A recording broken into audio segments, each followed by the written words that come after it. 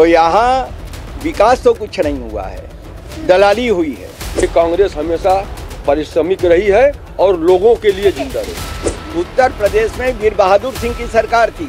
9 नवंबर 1989 को अयोध्या में राम मंदिर का शिलान्यास हो गया था, इसको पूरा हिंदुस्तान जानता है। तो मोदी जी कहते हैं कि माँ गंगा ने मुझे बुलाया है, तो माँ गंगा ने जब उनको बुलाया था तो इन्होंने पब्लिक का लाखों रुपया टेंट सिटी और नहर में क्यों बर्बाद किया? दे दी हमें आजादी बिना खटक बिना ढाल, और साबरमती के संत तूने कर दिया कमाल।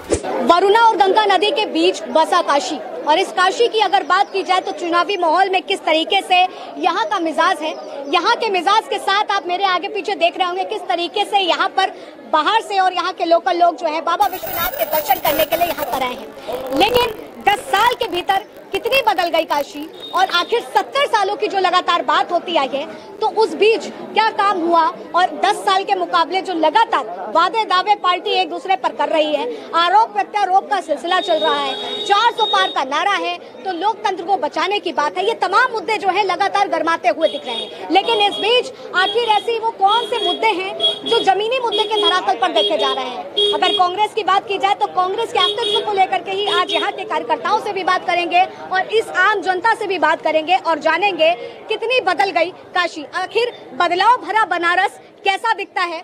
एक झलक तो आप ये देख सकते हैं, बाकी आइए आगे चर्चा करते हैं और जानने की कोशिश करते हैं कि यहाँ के लोग, यहाँ की राजनीति कैसा देखा जा रहा है। क्या नाम है? प्रवीण राय। कहाँ से हैं? उत्तर प्रदेश, गोरखपुर से। गोरखपुर से हैं? जी। कितनी बार आए हैं दर्शन करने? हर सावन में आते हैं हम दर्शन। कितनी बदल गई काशी? बहुत ज्यादा बदल गई है काशी। जैसे यहाँ भारत के हर कोने से आदमी आ रहा है दर्शन करने के लिए। हाँ। काशी में बाबा विश्वनाथ का, दक्षिण से लेकर पूरब तक, पूरब से लेकर उत्तर तक हर स्टेट के लोग यहाँ आ रहे हैं। लेकिन सुधार अभी अच्छा से नहीं हुआ है। लाइन वाइन में बड़ा दिक्कत है। कितनी देर से घंटा में लाइन लगे हैं? अरे हो गया 2 घंटा। 2 घंटा से लाइन में लगे हैं, और अभी उम्मीद है कि कितनी देर बाद दर्शन होंगे बाबा विश्वनाथ के? अब ये नहीं जान रहे हैं कितनी देर में दर्शन होंगे, लेकिन 1 घंटा में हो जाएगा। हो जाएगा जी। विकास हो रहा है। जी जी जी, यही विकास हो रहा है। यही विकास। अरे तो दर्शन से विकास से क्या मतलब है? अरे भाई, इतना बदलाव की बात हो रही थी काशी, वही तो आप तो हर सावन आते हैं, गोरखपुर वासी हैं, तो आपसे पूछना तो बनता है ना। पर्यटक आ रहे हैं नो, तो जो यहाँ के दुकानदार लोग हैं, इन लोगों की रोजी रोटी अच्छी चलती होगी। इसमें किसानों का नहीं चलता होगा, मजदूर भी आकर यहाँ कमाते होंगे तो अच्छी खासी दिहाड़ी होगी यहाँ पर। तो व्यापार की दृष्टि से बदल रहा है। क्या नाम है भैया? कहाँ से हैं? छत्तीसगढ़ से। मतदान किए? हो चुका आपने। क्या माहौल है? माहौल क्या बताएं, अब दोनों का टकरार है।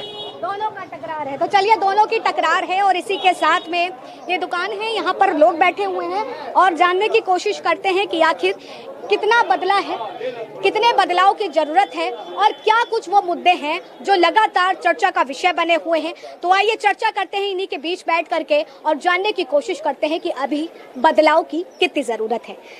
सबसे पहले आपका नाम जानना चाहेंगे। मेरा नाम गणेश शंकर पांडे है। हाँ। और वाराणसी के मूलतः निवासी हम लोग हैं, इसी एरिया के निवासी हैं जिसमें आप सर्वे करने आई हैं। आप जो जानना चाहती हैं वो क्वेश्चन करिए, हम उसका जवाब देंगे। ठीक है, मुझे ये बताइए कि लगातार आज जब चुनावी माहौल को देखा जा रहा है, 10 साल के कामों को देखा जा रहा है, मूलतः आप लोग यहाँ से हैं, एक राजनीति की परत भी आपने देखी है पहले के मुताबिक, और इन 10 सालों की कितना बदलाव? देखिए, वाराणसी में विकास के नाम पे विध्वंस की संरचना की गई है।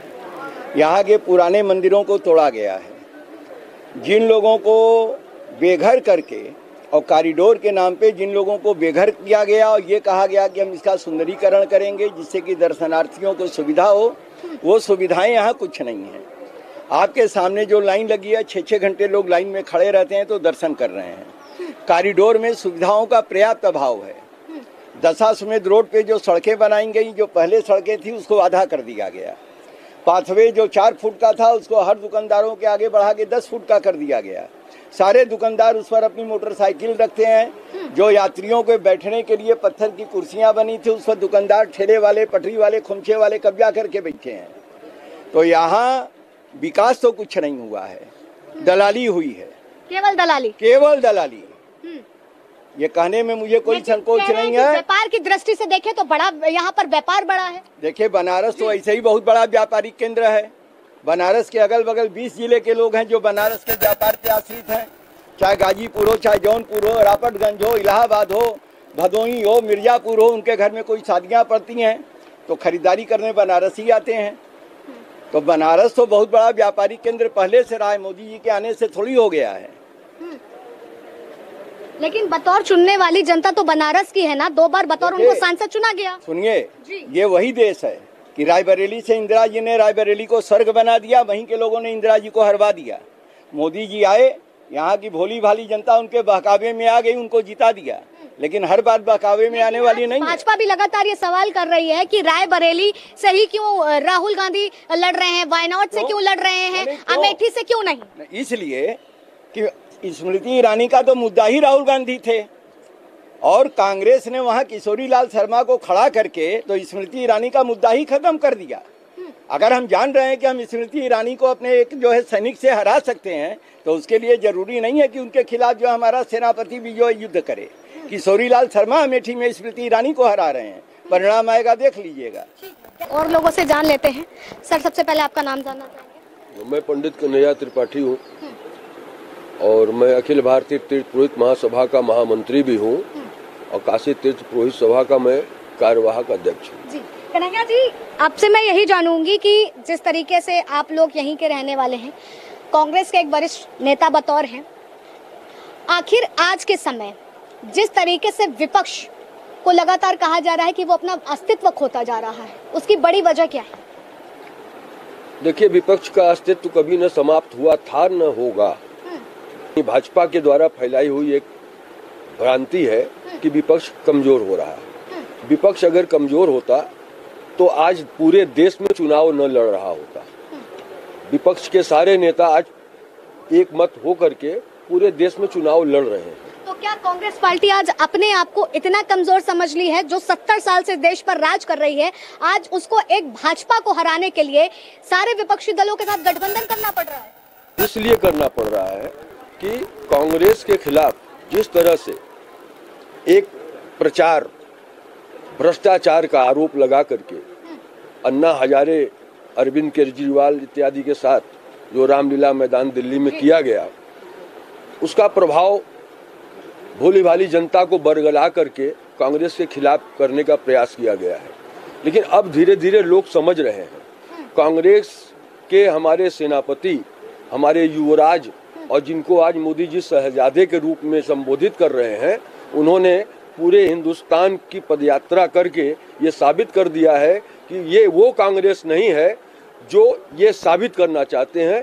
ये कांग्रेस हमेशा परिश्रमिक रही है और लोगों के लिए जिंदा रही है। ठीक है, आपने कहा कि पूरा भारत का घूमे हैं ये हैं। जब मैं लोगों से बात करती हूँ तो लोग यही कहते हैं, भारत टूटा ही कब था जो राहुल गांधी जोड़ने चले गए हैं? नहीं, भारत टूटा नहीं था।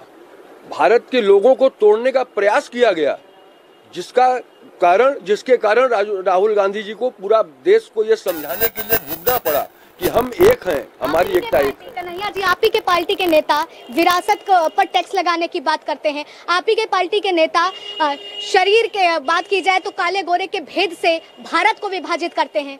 फिर 2024 की लड़ाई आप लोग किस मजबूती से लड़ेंगे? कौन से काले गोरे के हम लोगों ने विभाजन किया है? पित्रोदा का बयान अगर आपने सुना हो तो। सैम पित्रोदा। कांग्रेस ने किसी धर्म को निस्त नाबूद करने का प्रयास नहीं किया। आज अल्पसंख्यकों की बात क्यों हो रही है? अल्पसंख्यकों को ही आरक्षण देने की बात क्यों? नहीं, क्यों? अल्पसंख्यक कौन है? नागरिक नहीं है। नहीं, हिंदुस्तान के नागरिक नहीं है अल्पसंख्यक। देखिए, हिंदुस्तान का एक मूल मंत्र रहा है, अनेकता में एकता, भारत की विशेषता। यही हमारा मूल मंत्र रहा है। चाहे हिंदू हो, चाहे मुसलमान हो, चाहे सिख हो, चाहे ईसाई हो, चाहे जो है गुजराती है, चाहे ब्राह्मण है, चाहे ठाकुर हो, चाहे यादव हो, यहाँ जो है सब जाति, हर धर्म के लोग परस्पर सद्भाव बना के स्नेह से, विश्वास से रहते हैं। लेकिन आरक्षण की बात यही हो रही है, भाजपा तो ये मुद्दा बना रही है ना कि आखिर अल्पसंख्यकों को ही आप लोग बढ़ावा दे रहे हैं, और जिनके साथ सुनिए सवाल सुनिए, जिनके साथ आपने भाजपा की अपनी विचारधारा है, ऐसा कहीं कांग्रेस के मैनिफेस्टो में नहीं है। हमारा घोषणा पत्र उठा के पढ़ लीजिए। और एक चीज और आप जान लीजिए कि आज जो मतदान हो रहा है, 6वें चरण का मतदान आज हो रहा है, हमने जो अनुभव किया है कि पूरे देश में मौजूदा हुकूमत के खिलाफ खामोश मतदान हो रहा है। महंगाई और बेरोजगारी के सवाल पर मतदान हो रहा है। तो 545 में 225 घटा दीजिए, बाकी 320 सीट जो है गठबंधन लेके आ रहा है। बिल्कुल। अच्छा देखिए, विपक्ष को लगातार परिवारवाद के नाम से घेरा जाता है, गांधी परिवार के नाम से घेरा जाता है। क्या यही वजह है कि आज सत्ता से बेदखल जिस तरीके से जनता उसको करती आई है?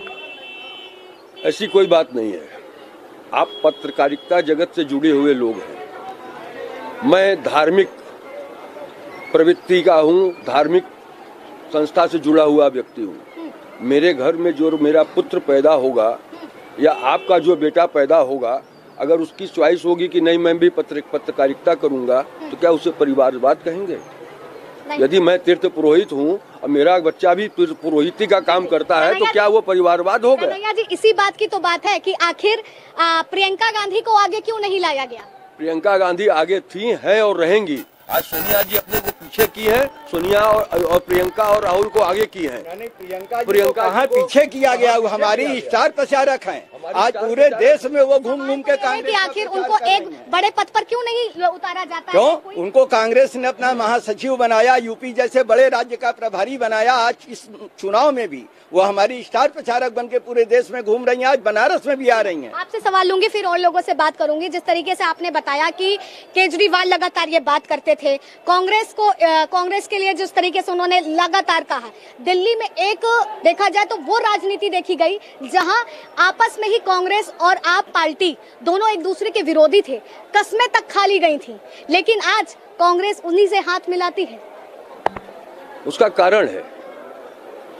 कारण ये है कि कांग्रेस अन्याय बर्दाश्त नहीं कर रही है। हाँ। जिस तरह से भाजपा के लोग देश के बड़े नेताओं को ही भ्रष्टाचारी घोषित कर रहे हैं, और जब उनकी पार्टी में वो भ्रष्टाचारी चला जाता है, उनका आरोपित भ्रष्टाचारी, तो वो पाक साफ हो जाता है। उसके ऊपर से सारी जांचें हटा दी जाती है।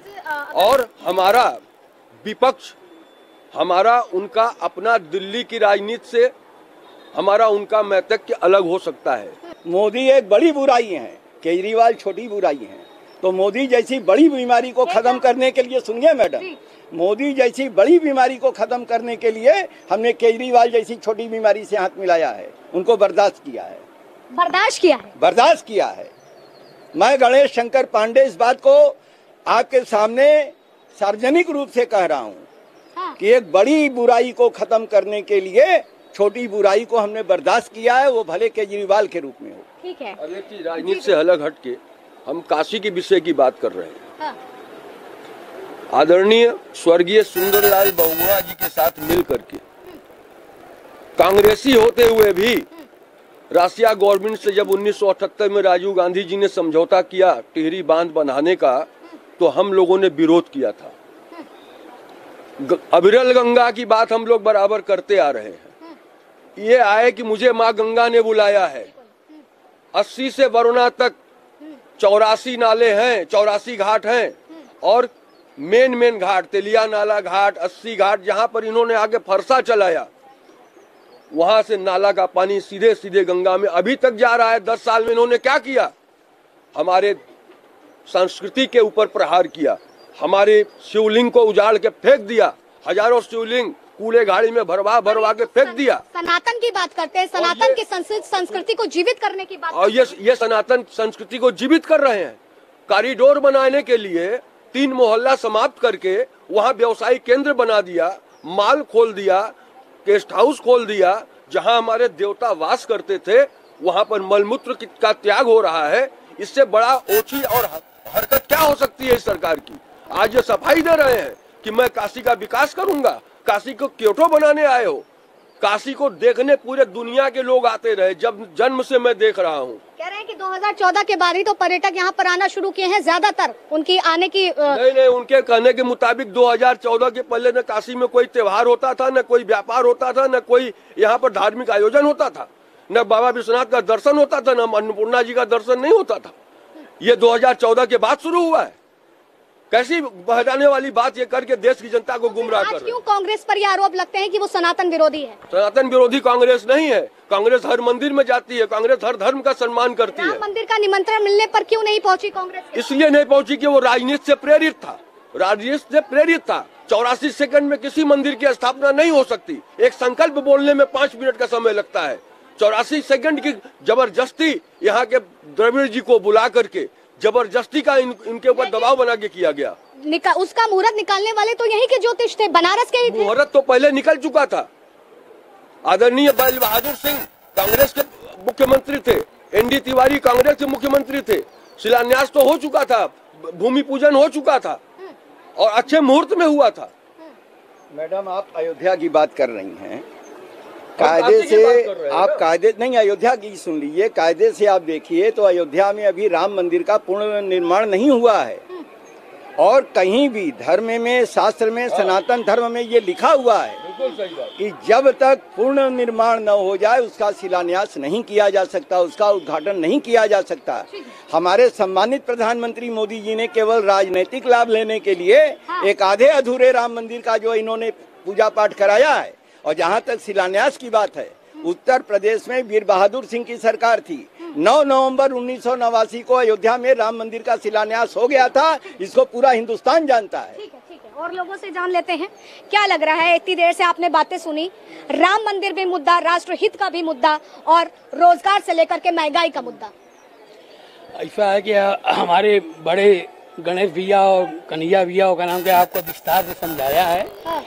काफी विस्तार का जो ये मतलब कि मुद्दा है। और समझ लीजिए कि यहाँ कोई भी व्यवस्था नहीं प्रशासन के नाम पर और यात्री एकदम बेहाल है। 7 घंटा 8 घंटा का नाम क्या है, लोगों को दर्शन करने में लगता है यही यहाँ का विकास है। देख लीजिए, सांसद जी ने मतलब कोई विकास नहीं किया। क्या विकास किया? पर जिताने वाली तो यही की जनता है ना। 2 साल से बतौर उनको सांसद यहाँ पर रखा है, देश के प्रधानमंत्री उनको बनाया है। ठीक है, तो इस बार का नाम क्या, उनकी विदाई तय यहाँ की जनता ही करेगी।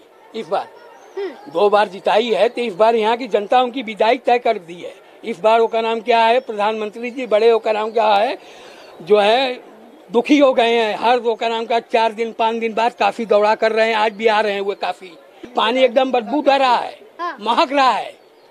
तो मतलब इस बार माहौल गंभीर है। गंभीर है। इस बार विदाई तय है उनकी। हाँ, यहाँ की जनता दिमाग बना लिया है। 2 बार जिताया जरूर, इस बार यहाँ के प्रत्याशी माननीय अजय राय को ही जिता कर पार्लियामेंट में भेजा जाएगा। ठीक है, तो क्या इस बार परिवर्तन एक आधार रहेगा? परिवर्तन की लहर चल रही है, आंधी चल रहा है। हाँ। समाचार भी सुनते होंगे लगातार। 2019 के मुकाबले इस बार वोट कम पड़ रहे हैं, उसकी वजह और पड़ेंगे वोट। भाई झूठ की राजनीति हो रही है। ये कॉरिडोर बना है, आप देखिए, यात्री देखिए कैसे भटक रहे हैं। इसको दिखाइए, दिन भर ले जाते हैं। रोज आए दिन बेहोश हो रहे यात्री। पानी का व्यवस्था गंगा तीर्थ सभाती यहाँ की ओर से हो रहा है। पुलिस को बैठने की व्यवस्था यहाँ से हो रही है। पुलिस को पंखा खराब है, यहाँ से बनवा दिया जाता है कन्हैया त्रिपाठी जी के नेतृत्व में। पूरे क्षेत्र में भीड़ हटाने का व्यवस्था इनके पास। विकास का मुद्दा उठता है, विकास के साथ ही साथ ये भी मुद्दा उठता है कि अगर महंगाई बढ़ी है तो आमदनी के जरिए बढ़े। आमदनी का जरिया क्या बना है यहाँ पे? बनारस का व्यवसाय चौपट हो रहा है, बनारसी साड़ी का व्यवसाय चौपट हो रहा है। यात्री आ रहा है, दिन भर दर्शन में इतना व्यस्त हो जा रहा है। कह रहे हैं कि 2014 के बाद से व्यापार बढ़ा है। यहाँ आप हैं, मैं अभी पायदान पर अर्थव्यवस्था मैं अभी गया था पे पहुँचाने की बात। इसमें अहमदाबाद में रात में मैं गया टिकट लेने, ये मैं द्वारका जाना है। तो बोला कहाँ से? हम तो बनारस से। तो आप लोग कैसे बेवकूफ है, 2 बार से जिता रहे इसको। गुजरात में तो इसने 1 बार भी चुनाव नहीं लड़ा, 3 बार मुख्यमंत्री रहा। ऐसा वहां का ट्रैवल एजेंट वाले ने बोला हमसे अहमदाबाद में कि आप लोग बेवकूफ है, 2 बार से जिता रहे हो। यहाँ 1 भी चुनाव नहीं लड़े, 3 बार चीफ मिनिस्टर रहे। तो पूरा भारत बेवकूफ है। अब पूरा भारत बेवकूफ है या सोचने वाले बेवकूफ है। आप इतने वो शक्तिशाली हो तो गुजरात से लड़ लो। आप क्यों बनारस में आ रहे हो? कहते हैं ना कि हिंदूवादी की अगर बात है तो केवल वो भाजपा ही करती है। अरे कहाँ मैडम है, कांग्रेस ने आज तक केवल हिंदू मुस्लिम को ले लेती, आपने सांसद बनाया। मुस्लिम लेती आप, ओवैसी आज भी इन्हीं का आदमी है। क्या बात? अरे आप गलत फहमी में जी रही हैं। ओवैसी पूरे मुसलमान जानते हैं देश का कि ओवैसी एजेंट है, बीजेपी का एजेंट है। अरे वो खड़े मंच पे हैदराबाद में बोल रहा है उसका भाई कि गौ मांस खाने में क्या अच्छा है। जब अच्छा लग रहा है तो खाने में क्या हुआ है? ये वो केस चल रहा है उसके ऊपर। तो क्या परिवर्तन ही मतलब देख पा रहे हैं? बहुत जरूरी है, नहीं तो बेरोजगारी कठोर 5 किलो राशन में ही देश को गुमराह किया जा रहा है। 5 किलो राशन में बस गुमराह हो रहा है देश। मैनिफेस्टो में तो आपके भी है कि 10 किलो राशन। हाँ 10 किलो देंगे, नहीं हमारे मैनिफेस्टो में क्या उसको पूरा आपने नहीं बताया। 10 किलो राशन बता, हमारे मैनिफेस्टो में 400 रुपए उसको देंगे दिहाड़ी, जो 250 है। हमारे में आंगनबाड़ी और वो एक मित्र वो कौन है ना संविदा वाली दूना करेंगे। 8,500 टटाटट मोदी जी भी बढ़ा रहे हैं, टटाटट बोल रहे हैं। राहुल गांधी दा सुन के बोल ही नहीं पा रहे। इसलिए मैडम कांग्रेस से घोषणा पत्र को ध्यान से पढ़िए, मोदी जी को भी कहिए पढ़े, पढ़ नहीं रहे। ये बताइए कि राहुल गांधी को राजनीति में उतारना ही यही एक बड़ा मुद्दा है कि कांग्रेस आज हटती जा रही है पीछे? कहाँ कांग्रेस पीछे हट रही है? बीजेपी 2 सीट रही तब भी बीजेपी को कांग्रेस सम्मान देती रही, अटल जी को। फिर ऐसा क्या हुआ कि 70 साल जिसने इस देश में राज किया और एक लहर आती है और लहर कांग्रेस का सफाया कर देती है? ये तो अपने जिसने बीजेपी के पौधे वृक्ष को लड़ाया उसको 75 साल के बाद किनारे कर दिए, आडवाणी, जोशी और सुमित्रा महाजन को। और जब अपनी बारी आई तो कह रहे हैं कि नहीं, अभी अमित शाह को दिखाया गया उनका भाषण कि आपने कहा कि 75 के बाद महिमा मंडप किया जाएगा और विशेष अतिथि में रहेंगे। आप सितंबर में अगले साल हो रहे हो, आप घोषित नहीं कर रहे हो कि आपका उत्तराधिकारी कौन होगा। चुनाव तो जीतोगे अपने बूते पर, अजीत हो नहीं रहे हो, 200 में ही सिमट रहे हो आप। आखिर जनता ने तो कुछ देखा ही होगा ना, जो मोदी के चेहरे पर 2014 हो गया, 2019 हो गया और 2024 में भी उसी के नाम पर वोट मांगा जा रहा है। एक निर्भया कांड हुआ, पूरे विश्व में भाजपा दिवोरा पीटी, जबकि निर्भया कांड का फंड मनमोहन सिंह ने बनाया, 100 करोड़ रुपया दिया उसमें। और आज कितने निर्भया कांड रोज हो रहे हैं, कुछ हो रहा है उसमें एक्शन ने? पूरे देश में केजरीवाल, अन्ना हजारे, रामदेव बाबा भी उसी में उछलता रहा, अब वो भी बंद हो गए बाबा भी। अब तो राहुल की तारीफ कर रहे हैं रामदेव बाबा 1 हफ्ते से। अच्छा हाँ, अरे अपने दल बदली कर लिए? अब दल नहीं, सत्ता परिवर्तन की खुशबू आ रही है। ये जाने वाले हैं धीरे धीरे व्यापारी। देखिए मोदी जी ने कभी देखिए 10 साल में नाम लिया अडानी अंबानी का, अब ले रहे हैं अडानी अंबानी, टेम्पो में रुपए जा रहे हैं। अरे क्या देश के प्रधानमंत्री है, कोई टेम्पो में रुपया भेजेगा बोरे में? एक तो बैंक का 5 लाख रुपया भी हम लोग लेके जाते हैं तो सिक्योरिटी गार्ड को लेके जाते हैं। विश्व स्तर में भारत ने एक अपनी पहचान बनाई है। वो पहचान तो बन रही है, पहचान गांधी जी की वजह से पहचान को बन रही है। पहचान तो हिंदुस्तान की गांधी जी ने बना दिया है, उसको ये भजा रहे हैं, उसी के नाम का डंका पीट रहे हैं। ये खत्म मैडम, अब नहीं चलेगा। नहीं चलेगा? क्या लग रहा है? आप तो युवा हैं। मैडम मेरा नाम आकाश त्रिपाठी है, मैं सचिव हूँ महानगर कांग्रेस कमेटी में, लेकिन मैं एज ए सचिव या कांग्रेस कमेटी से बात करूंगा आपसे। बात होती है विकास की। ये जनता, आम जनता विकास की विरोधी नहीं है, ये जनता विनाश की विरोधी है। बनारस में जो कॉरिडोर बनाया गया है, इस कॉरिडोर को बनाने के बाद भी भीड़ की हालत है कि लोग व्यवस्था से दुर्व्यवस्था की ओर जा रहे हैं। और आज भी ये कहते हैं कि तोड़ो तोड़ो भगाओ सबको। तो मैडम व्यवस्थाएं तोड़ कर नहीं बनाई जाती, व्यवस्थाएं जोड़ कर बनाई जाती हैं। इन्होंने तोड़कर व्यवस्था बनानी चाहिए, जिसका कारण है कि ये फेल होने जा रहे हैं इस बार 2024 में। और जहां तक ये कहते हैं राष्ट्रहित के नाम पर मैंने लोगों को जोड़ा है, आप तोड़ने की बात कर रहे हैं। मैडम ये तोड़ना ही तो हुआ। आप जबरदस्ती FIR और कानून के दबाव में लोगों को हटाएंगे, जब आप बोलेंगे डरा कर, तो ये तोड़ना ही तो हुआ, जोड़ना थोड़ी हुआ। और जहां तक मोदी जी कहते हैं कि माँ गंगा ने मुझे बुलाया है, तो माँ गंगा ने जब उनको बुलाया था तो इन्होंने पब्लिक का लाखों रुपया टेंट सिटी और नहर में क्यों बर्बाद किया? उसका मलमूत्र पूरी गंगा में गया। इनको माँ गंगा ने बुलाया था, माँ गंगा के में प्रभावित किया गया, उसका जिम्मेदार कौन? आज गंगा के किनारे घाटों को हेरिटेज बोला जाता है कि 200 मीटर की दूरी तक काशीवासी एक ईंट नहीं लगा सकते हैं। आज मोदी जी वहाँ जियो का टावर लगवा रहे हैं, क्या वो हेरिटेज जोन में नहीं आता है? क्या ये सब नियम कानून सिर्फ आम जनता के लिए हैं, सिर्फ हमारे लिए है? सरकार कि हमने इतना विकास किया, हमने इतना काम किया और उसकी वजह रही कि इन 2 सालों में हमारी अर्थव्यवस्था 5वें पैदान पर दुनिया पर पहुंच गई। मैडम कहां से पहुंच गई है? महंगाई, डॉलर कितना बढ़ा है बताइए आप? महंगाई जहां की महंगाई दिन ब दिन बढ़ती जा रही है और बेरोजगारी बढ़ती जा रही है। मूल रूप से बताइए कि बनारस की अगर हम बात करते हैं तो जिस तरीके से उन्होंने जो अपना काम किया वो गिना रहे हैं, क्या ऐसा विकास होना चाहिए कि जो आज घंटों इन लोग लाइन में लग रहे हैं, ऐसी व्यवस्था ही खत्म हो जाए? क्या व्यवस्था करनी चाहिए सरकार को? ये सरकार को अपनी व्यवस्था, आपकी सरकार आती है, आपकी पार्टी आती है, मान लीजिए, तो क्या आप ऐसा करेंगे कि इनको दिक्कत ना हो? मैडम इतनी भीड़ को हम पैसेज देंगे कॉरिडोर में खड़ा करने का, जो पैसेज हमने इनके लिए बनाया है उसमें हम उनको एडजस्ट करेंगे, पूरा प्रयास करेंगे उसमें एडजस्ट करके दर्शन कराएं, उसके अंदर के स्पेस को हम कवर करें। और मैडम जहां तक 70 सालों की बात ये करते हैं तो मैडम अपने 2000 के नोट को 7 साल तो ये चला नहीं पाए, 70 सालों को विकास की बात काला धन वापस ला रहे हैं मैडम। कहाँ से? जीएसटी में तो व्यापारी मर गया और कहते हैं विकास हुआ है व्यापार का, जीएसटी के दबाव में व्यापार की कमर तोड़ दी गई और ये कहते हैं हमने विकास किया। किस बात का विकास? आज व्यापारी से जाके पूछिए कौन सा काला धन आया, कहाँ है काला धन के मुद्दे? अग्निवीर की व्यवस्था लेके आए, युवाओं का रोजगार नाश करने, उनका भविष्य चौपट करके रख दिया, वृद्धों की पेंशन खत्म करके वृद्धों का सहारा खत्म कर दिया, ऊपर से कहते हैं हमने विकास किया। पर ये तो कहते हैं ना 125 करोड़ देशवासी मेरे हैं। मैडम सभी कहता है, जो इस देश का नागरिक है, मैं भी कहूंगा कि 125 करोड़ नागरिक मेरे हैं, एज ए नागरिक मैं भी नागरिक। वो कहते हैं मैं इन्हीं के लिए जीता हूँ, इन्हीं के लिए मरता हूँ। मैडम कहाँ से ये व्यवस्था देख के आपको लग रहा है इन्हीं के लिए जीते इन्हीं के लिए मरते हैं? तो जो सोदा बहन भी इन्हीं के लिए जी रही है, इन्हीं के लिए मरेंगी। तो क्या सब जुमलेबाजी है? अब जुमलेबाजी तो आप जान ही रही है मैडम, आप भी थोड़ा दिखाइए चैनल को, ये जुमलों की सरकार ही है। ये सरकार महंगाई, बेरोजगारी, इन सब मुद्दों पर एकदम विफल है और इस बार लहर है मैडम, और हम आपको गठबंधन की ताकत दिखाएंगे।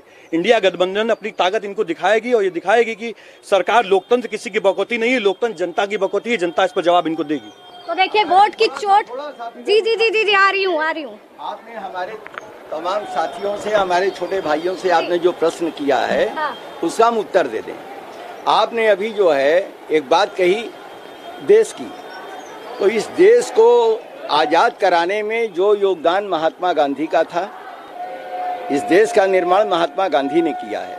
और शायद आप उनको देखी तो नहीं होंगी, सुनी जरूर होंगी उनके बारे में। एक मूल मंत्र उनका था, दे दी हमें आजादी बिना खड़क बिना ढाल, और साबरमती के संत तूने कर दिया कमाल। तो ये कमाल मोहनदास करमचंद गांधी का है, नरेंद्र मोदी का नहीं है। और सुनिए मैडम, आप तमाम मेरे आपने जो ये पहले उसका उत्तर सुन लीजिए। आपने विकास की बात की, आप आई हैं बनारस में, राजेंद्र प्रसाद घाट पे जाके देख लीजिए कि गंगा की क्या हालत है। गदौलिया से लेके आप भदैनी तक चले जाइए, देख लीजिए रोड की क्या हालत है। गदौलिया से लेके आप रथ यात्रा तक चले जाइए, देख लीजिए क्या विकास हुआ है। गिरजाघर से लेके लौरा बीर चली जाइए, लौरा बीर से लेके विशेषरगंज चली जाइए, देखिए क्या विकास हुआ है। कोई विकास नहीं है। ठीक है, आप कह रहे हैं विकास नहीं। आपने सुनिए एक सवाल, क्या सर सवाल सुन लीजिए। आपने अभी एक जवाब दिया कि गांधी जी के उससे आजादी हुई, सारी चीजें हुई। भाजपा लगातार कहती है कि कांग्रेस आज कहती है कि भारत आजाद भी उससे हुआ है, और ना तो वो वीर सावरकर का नाम लेता है और ना ही सुभाष चंद्र बोस को आजादी के लिए कुछ मानता है। देखिए पहले तो ये जान लीजिए कि कांग्रेस शब्द का अर्थ क्या है। कांग्रेस एक समूह है और देश की आजादी के लिए जो लोग स्वतंत्रता आंदोलन में लड़ाई लड़ रहे थे उनको कांग्रेस कहा गया था, और वही कांग्रेस आज तक चली आ रही है। और जिसका जितना योगदान था उसको उतना याद किया जाता है, आज भी याद किया जाता है। हम भगत सिंह को भी याद करते हैं, हम मंगल पांडे को भी याद करते हैं, हम तमाम जो हमारे स्वतंत्रता आंदोलन के सेनानी, हम सबको। इंडिया नाम वो नाम रख दिया जो अंग्रेज दे करके गए थे? नहीं, उसका पूरा नाम जो है उसको वो कहते नहीं है, इसलिए कि मोदी जी शायद अंग्रेजी में उस पूरे नाम को कह नहीं सकते हैं। वो पूरे नाम को अंग्रेजी में उच्चारण नहीं कर सकते हैं, इसलिए कभी इंडी कहेंगे, कभी इंडिया कहेंगे। ठीक, चलिए ठीक नहीं मैडम, दो चार हमारे प्रश्न का जवाब आप दीजिए। कांग्रेस मंगलसूत्र पे डाका डाल रही है, ये मुद्दा भी उठा। हाँ, आपने नहीं पूछा, मैं बता रहा हूँ। कांग्रेस मंगलसूत्र पे डाका डाल रही है। 2014 में जब कांग्रेस की सरकार थी तो 27-28 हजार रुपया 10 ग्राम सोने का भाव था, और 10 साल से इनकी सरकार है, 2014 से 2024 72 हजार रुपया सोने का भाव बढ़ गया। तो 10 साल में जो सोने का भाव तिगुना गया है, तो डकैती किसने डाली है? कांग्रेस ने। 27 हजार 10 ग्राम सोने का भाव बढ़ा के आप 72 हजार तक ले आए और कहते हैं कि मंगलसूत्र पे डाका कांग्रेस ने डाला है। बाबा भीमराव अंबेडकर ने जो संविधान बनाया उसके अनुसार आजादी के बाद से आज तक हम सरकार चला रहे हैं, और आज 400 सीट पार की बात कर रहे हैं खाली संविधान बदलने के लिए। अच्छा देखिए, एक सवाल और मैं लूंगी, फिर चर्चा को खत्म करेंगे क्योंकि ज्यादा चर्चा हो गई है। ठीक है मैडम, एक बात मेरी सुन लीजिए। अभी आप 5 किलो अनाज की बात कर रही थी, हमारे छोटे भाई छोटेलाल यादव जी ने उस पर चर्चा की। हाँ। तो आपको ये मालूम होना चाहिए कि ये जो 5 किलो अनाज भी ये दे रहे हैं, ये रहम नहीं कर रहे हैं जनता पे। हाँ। ये भीख नहीं दे रहे हैं, ये एहसान नहीं कर रहे हैं। 2013 में कांग्रेस की जब मनमोहन सिंह की सरकार थी तो खाद्य सुरक्षा बिल आया था, और उस खाद्य सुरक्षा बिल में ये व्यवस्था थी, ये भारत के नागरिकों का मूल अधिकार होगा कि हम उनको फ्री अनाज देंगे, और उसी बिल के अनुरूप ये दे रहे हैं। ये कोई एहसान नहीं कर रहे हैं, एहसान नहीं कर रहे हैं।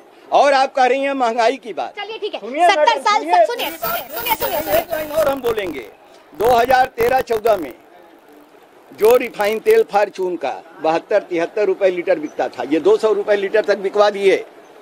जो सरसों का तेल 84-85 रुपया था, 250 रुपए लीटर तक बिक गया। कांग्रेस के शासनकाल में अगर 450 रुपए का सिलेंडर दिया गया गैस का, ये 1200 रुपए बिकवा दिए। रेलवे में जो सीनियर सिटीजन को छूट दी जाती थी, उस सारी छूट उन्होंने खत्म कर दी, आज तक 1 पैसे की छूट नहीं मिल रही है। कोरोना काल में इन्होंने जो ट्रेनों का दाम बढ़ाया, रेल भाड़ा बढ़ाया, आज तक वो बरकरार है, उसको इन्होंने खत्म नहीं किया। ये किए क्या है? रेट ऑफ इंटरेस्ट 2014 की तुलना में आज तक दिन प्रतिदिन गिरता गया है। राहुल गांधी उसका भी आरोपण कर रहे थे, वो पूरे देश को मोहब्बत का पैगाम दे रहे थे कि हम एक हैं। हाँ, कि हम एक हैं, आपस में लड़े न लड़े, हम एक हैं, बरगलाने में ना आए। इस सरकार की झूठी जो बुनियादी बातें हैं, काला धन 14 में जो बोल के आए, जुमला की बात। बताइए 2014 में जब ये चुनाव लड़े तो इनका यही 3 मुद्दा था। भ्रष्टाचार खत्म करेंगे, महंगाई खत्म करेंगे, काला धन लाएंगे। 2014 से 2024 आ गया, बता दीजिए क्या पैसा विदेशों से आया, कितना पैसा स्विस बैंक से निकाल के लाए, आप बता दीजिए। लेकिन कहते तो हैं कि हम तो बड़ा कुछ भी कहें, आप तो ये पत्रकारिता से जुड़ी हुई हैं, पूरे देश को देख रही हैं, आप बता दीजिए ना। मैं क्वेश्चन आपसे कर रहा हूँ, क्या पैसा स्विस बैंक से निकाल के आया हिंदुस्तान में, आप बता दीजिए। ये तो दावे कर रहे हैं ना कि हम तो बड़ा काम किए हैं और काला धन लाने का भी काम कर रहे हैं। नोटबंदी उसी का एक सार है। मैडम, अभी स्विस बैंक का कुछ दिन पहले एक सर्वे आया था कि उसके यहाँ जो भारतीयों की जमा राशि है 2014 में जो थी 10 साल में 2.5 गुना हो गई। किसका पैसा बढ़ गया स्विस बैंक में? आप निकाल के लाने की बात कर रहे हैं, वहाँ 2.5 गुना डिपॉजिट हो गई। तो देखिए, जो चर्चा है वो लगातार इसी बात को लेकर के थी, बनारस के कौन से वो अहम मुद्दे हैं, और उसी के साथ ही साथ यहाँ पर कांग्रेस के बड़े बड़े प्रवक्ता, वरिष्ठ नेता भी यहाँ पर थे, जिनसे हमने यही जानने की कोशिश करी है कि आखिर कांग्रेस का अस्तित्व क्यों ऐसा हुआ कि आज जो है गठबंधन करना पड़ रहा है। उसी के साथ हमने भाजपा के लोगों से भी बात करी, भाजपा समर्थकों से भी बात करी, आम जनता से भी बात करी। तो कई सवाल, कई मुद्दे हैं जो बनारस को एक वो अटूट बंधन की तरह देखने को मिल रहे हैं, जहां विकास की तो बात हो रही है, लेकिन उन मुद्दों की भी बात हो रही है जिन पर 10 सालों में काम नहीं हुआ। अब देखना होगा कि इस बार के चुनाव क्या कुछ बदलाव करते हैं, क्योंकि वोटर साइलेंट है, और वोटर साइलेंट होने के साथ एक तरफ 400 पार का नारा है, तो दूसरी तरफ लोकतंत्र को बचाने की बात है, संविधान को बचाने की बात है। फिलहाल तब तक के लिए आप बने रहे न्यूज़ 1 इंडिया पर। कैमरा पर्सन रविकांत के साथ आस्था तिवारी।